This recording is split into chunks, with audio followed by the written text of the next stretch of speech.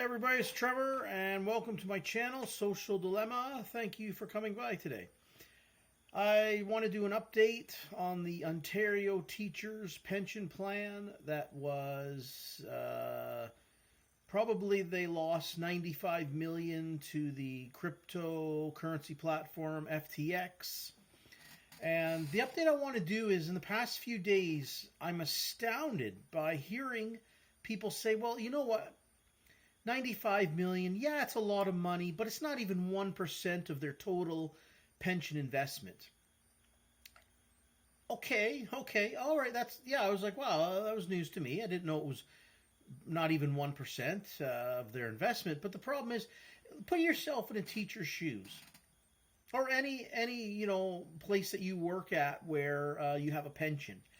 Okay, how many times have we heard of people like Enron and corporations that collapse and people have investments and pensions in these companies and they collapse and they lose everything.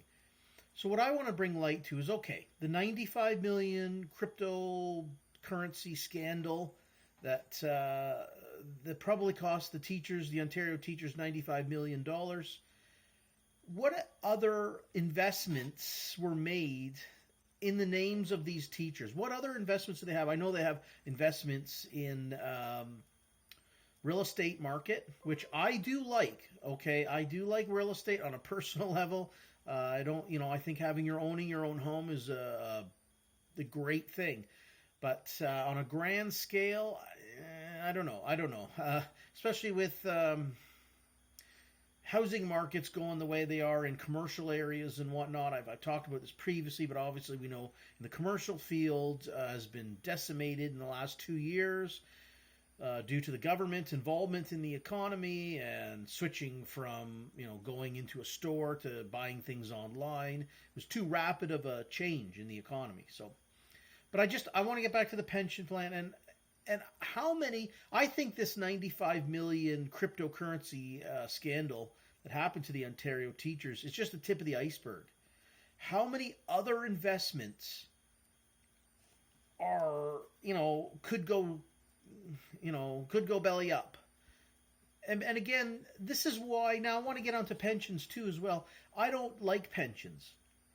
Okay, I believe that the individual person should have the freedom to choose to invest their money how they see fit. And the problem is when you go to, now I don't know, maybe it's voluntary for the teachers when they get a teaching job. Maybe it's voluntary where they can say, well, yeah, I want to join the pension, or maybe not. I'm almost 50, and in my time, most pensions where you go to work are not voluntary. A certain percentage of your paycheck goes to the pension plan.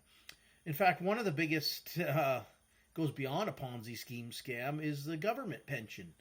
Okay, Social Security. That's the biggest pension scam going. It's like, we're going to take money from you for the, how many ever days you're going to, up until your retirement, and then we're going to hand you back a little couple crumbs here and there. Again, I don't believe in that either. I don't believe in the Social Security, the government pensions, corporate business pensions. I don't. If you make $100,000 a year, you should get that $100,000 and invest it as you see fit. You want to buy gumballs, whatever you want to buy. It should be you. It should be on the individual to invest the money how they see fit. Like I like silver. Nice shiny bar of silver right there. That's a 1 ounce silver bar. I like precious metals. That's how I should, if I like that, I should be able to invest my money into what I like. But this is the scary part. So back to the teachers. You're putting your retirement, the money you're making, into the hands of strangers who don't care. Maybe these guys will, investment companies you're going with, maybe they care to the point where they want to make a few bucks, right? But it's strangers spending and investing strangers' money. And I don't agree with that. So I would hope that more teachers and more people who are out working who have a pension if you can voluntarily withdraw your consent into a pension, I would do it. I'm not a financial advisor. Okay, if you like pensions, you go ahead and do it. But my financial being is one that I think that I should, as a sovereign individual, be free to choose where I spend my money, how I spend my money, what debts I want to incur or pay off, what investments I want to make. Just let me decide. Let the teachers decide how they want to spend their money. And I hope more teachers are looking into their pension plan here in Ontario, because I truly believe this $95 million FTX crypto scandal, whatever you want to call it, I think it could be just the tip of the iceberg. And when you look into the other investments that your money has gone into, if you're an Ontario teacher watching this, or teacher anywhere, I really hope you're looking into how your money's being invested. And if you can, like, I would opt out. I would truly opt out. I wish I could opt out of the government's Ponzi scheme that's called Social Security. Let me get the money now. The money that they're taking off my paycheck. Let me decide how I want to spend it now. But if you want to go into a pension or Social Security, that's your choice. You should be free to choose that as well, too. If you feel like, hey, I'm not a very good investor, like I don't understand things like silver and gold and other precious metals, if you don't understand it, then fine. Then have, a professional person or whoever you deem professional invest your money. I truly think, though, that in the end of the day, like, I do not like pensions of any kind, whether it's a business, private, or the government pension. I really feel that people, at the end of the day, it's your money. You've earned it. You make $100,000 a year, $50,000 a year, whatever you're making. You made that money. You decide where to put it. Okay, so yeah, the update to that is, the update to that $95 million crypto scandal for the Ontario pension that I would like to clear up. And people are saying it's 0.5% of their investment, or 1%, no more than 1%. That's easy for you to say.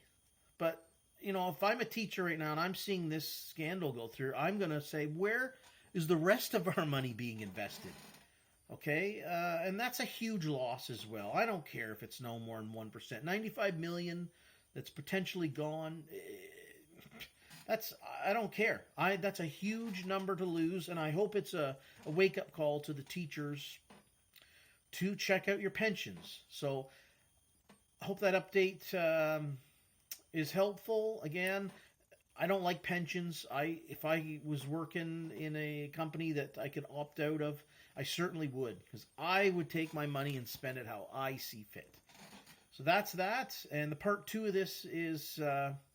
it's November 18th, 2022, and the CUPE, the CUPE union here in Ontario, Canada, has gone on strike yet again. And as of, right now today, they're, schools, and Monday as well, they're definitely going to be on strike Monday. And, this is, again, I just want to... it's kind of an update, but I'm going to give, my take on the unions again. I do believe that unions today have become the very thing that they were fighting against. These big conglomerate corporations. That's what they are today. This is why I'm an advocate for having like an in-house union. Whether you work in a warehouse or a hospital, whatever the work environment you're in, you should have an in-house union and a voluntarily run. And if you can, chip in a few bucks to these people at the end of the month they're going to volunteer a few hours of their time every week, I recommend that. That's a good thing. That's what I say. Get rid of these huge unions like the CUPE here in Canada and the CAW and anywhere else in the world, Teamsters and UAW. Get rid of them. Have your in-house unions, okay? That's what I advocate for. And the second part to that is the CUPE, they're going on strike, and I don't care what they say. It's first and foremost all about money. And they're trying to get more money to their people. And I understand that. Everybody wants to make more money.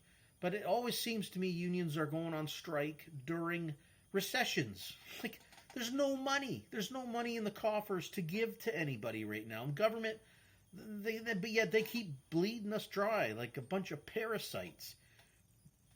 So where are they going to get the money? I don't know. Like the teachers' pension union. I guess the federal government have to print off more money.